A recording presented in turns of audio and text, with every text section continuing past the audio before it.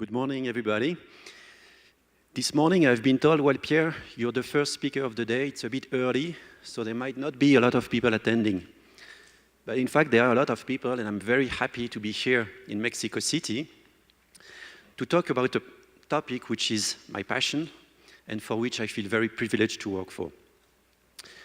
The Olympic Games have evolved over time, from the cities which hosted the Games to the participation of women, from the competitiveness of nations to the evolution of performances. The Olympic Games have always been a mirror representing the evolution of society. At the same time, the Olympic Games have always been a trendsetter in the world of big events. If you look at TV production, athletes, clothing and equipment, timing, scoring, the Olympic Games have always been innovating, placed the bar higher, define new standards. So in a world where megacities are thriving, where sports practice is evolving in this urban environment, let's explore together how the greatest event on earth is adapting to this new reality, how we remain relevant, and at the same time, how we keep innovating, defining new standards as a trendsetter. 5th of August 2016, the whole world is watching Rio. The whole world is watching the opening ceremony of the Olympic Games. More recently, last month, Pyeongchang, the whole world watching the two Koreas marching together, unified behind the same flag. And this is the power of the Games. The Olympic Games dominate the entire media landscape during 2 weeks. The recipe is fairly simple. You take all national Olympic committees of the world, you select the very best athletes, and you get them to compete in the ultimate sports mix, 50 disciplines for more than 300 gold medals. In the Olympic Games, there is something for each and every one of us. If we look at the Olympic program, the composition of sports, it's all about diversity, team sports, individual sports, combat sports, racket sports, water sports, and so on. And it's all about balance. Balance between tradition and innovation. Preserving history on one hand, innovating on the other hand.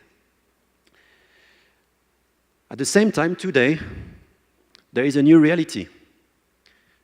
We can call these sports the way we want, but here they are. Expression, freestyle, creativity, these are the words describing these new sports. They used to be extreme, now they are mainstream. They used to be perceived like this, they are now edgy. So the question we ask ourselves is, how do we adapt? How do we adapt to this new reality? Because these sports can be played anywhere, especially in an urban environment. And in a world where there are every day more megacities meaning cities having more than 10 million people, this number has doubled over the past 2 decades. So the landscape is changing, and sport is adapting to this reality. So how do we evolve? Well, part of the answer is the Olympic program, the composition of sports. And here you see some new disciplines which will be featured for the very first time in 2 years' time in Tokyo.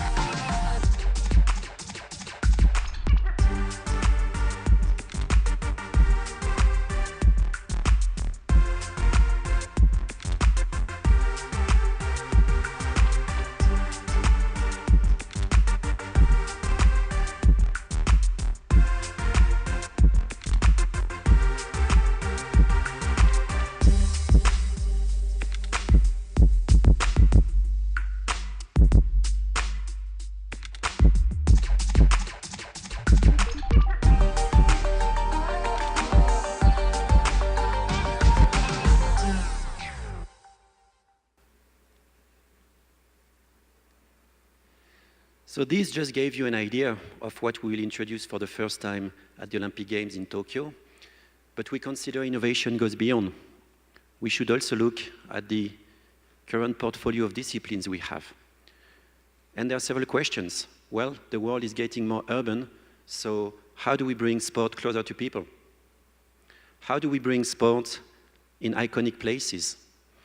We know attention spans are getting shorter. So how do we review the format? This is what we're doing every single day in collaboration with international federations. You see a few examples on the slide. Archery is a good one. Last year, 2017, the World Championships of Archery were organized here in Mexico City, downtown, in the very center of the city. You see a picture of high diving. This is a competition organized by FINA that was in Budapest, in the city center. This is a non-urban sport that we are able to bring downtown closer to people. So this is what it has at stake for us. Told you about the desire to remain relevant. There is also an imperative to be credible. Looking at these new disciplines, what are the characteristics? What are their uniqueness? Well, more than a sport, it's about lifestyle. Street art, music, video, initiation, showcasing. This is what we want to celebrate when we bring these sports at the Olympic Games. We want to celebrate this diversity, and we want to add this urban dimension to the Olympic Games. To do so, the key is to put athletes at the very center of everything we plan and everything we deliver. Here you see a skateboarder, climber, rider, player, surfer. They have one thing in common. They are athletes first. And when you are a top-level athlete, regardless of your sport, the ultimate dream is to make it to the pinnacle event, to compete at the Olympic Games. These past 2 years, I went to Australia to attend a major surfing competition. I went to Slovenia for a climbing event. I went to France for a BMX Freestyle competition. I went to the US for a skateboarding contest. And I had the occasion to discuss with all stakeholders, talk to the athletes, to the international federations, to the leagues, to the event organizers. And there is clearly a unity. All the communities are united to make it, as they say, from the streets to the Olympics. So now, how do we get it right? This is where we are. It started 4 years ago. We have an event which is the Youth Olympic Games. It's an event for athletes aged 15 to 18. And we had this event in Nanjing in China, 2014. And for the first time, we created the Sports Lab. The Sports Lab, you had one venue, 4 sports, roller sport, skateboarding, wushu, climbing, but no competition. All about engagement, initiation and showcasing. You come as a spectator, you watch, you participate.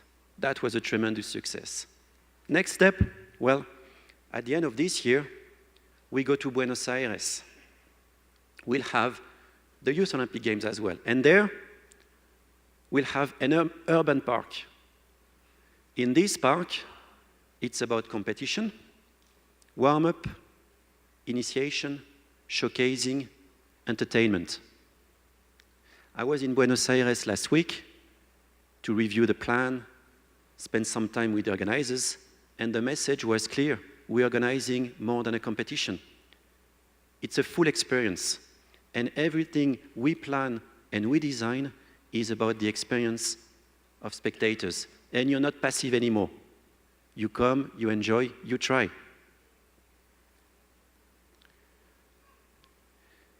This is a good example. You see here the BMX Freestyle Park. In this urban park I just showed you, we'll have BMX Freestyle, but only 2 days of competition.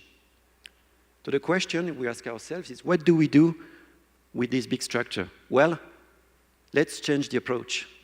We don't call it anymore the BMX Freestyle Park, we call it the main stage. And when we design this, we think about the 2 days of competitions, but we also think about welcoming kids on this structure.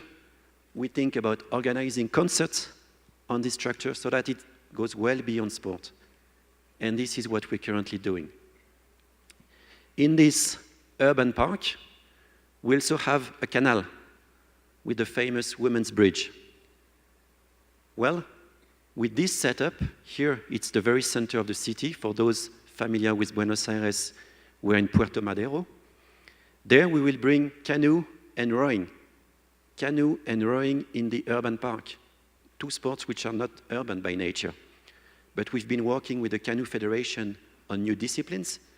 We've been working with the Rowing Federation on new formats, and this allows us to bring these sports in front of large crowds. Looking at rowing at the Olympic Games, the course is 2,000 meters. Here in Buenos Aires, we reduce it to 500, shorter. At the Olympic Games, you have 8 lanes. In Buenos Aires, 4, more compact. So suddenly, you make the sport shorter, more compact, more urban. I told you about the balance. This is the balance between traditional and more modern sports, bringing it into an urban setting. Well, after Buenos Aires, we'll go to Tokyo. We'll bring, I told you before, we'll bring some new urban disciplines in the world's largest city. But we're conscious that if we want urbanization to be sustainable, urbanization has to come with innovation. Innovation, well, we're looking at different angles. First being venue sharing. We'll display some of these sports in a way that has never been seen before.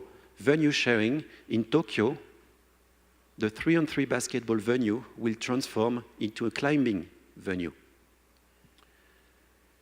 We're also looking at the behind-the-scene component and what can we take from behind the scene to put in the middle of the scene. Think about warm-up. This moment right before an Olympic final when tension is at its highest.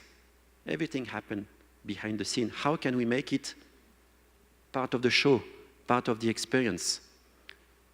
So these are the discussions we're having with the federations to deliver more than a competition, to deliver an experience. I spoke about the necessity to remain relevant, the imperative to be credible, but beyond these evolutions, there is also the deep conviction that we can inspire by bringing sport closer to people. And this is the power of the Olympic Games, to generate these unique emotions, to inspire kids to try out new sports, to inspire them to give their best, to inspire some of them to dream about one day representing their country. So that after Tokyo, there will be millions of new climbers, millions of new skaters, millions of new riders, and millions of new athletes. Thank you very much.